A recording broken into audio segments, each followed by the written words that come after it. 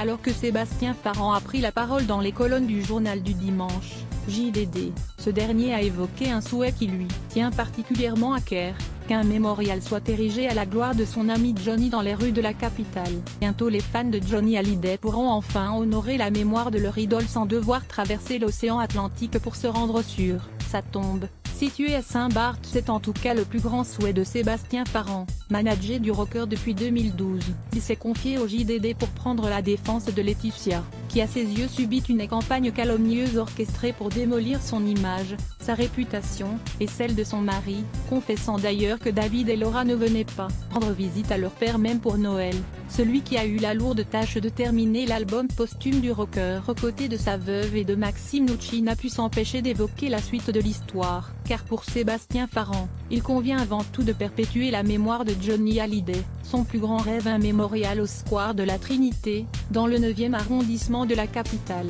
un projet auquel réfléchirait déjà depuis plusieurs années Delphine Burklaï, maire de cet arrondissement qui a vu naître et grandir le taulier. Autre possibilité pour le manager, transformer la dernière demeure de Johnny, sa maison de Marne de la Coquette, en lieu de pèlerinage pour les fans. Comme il l'a confirmé, celle-ci n'est pas à vendre, ce serait donc l'occasion d'en faire une sorte de Graceland, résidence du King transformée en musée. Un clin d'œil d'autant plus flatteur que Johnny a régulièrement été surnommé le Elvis français par la presse étrangère.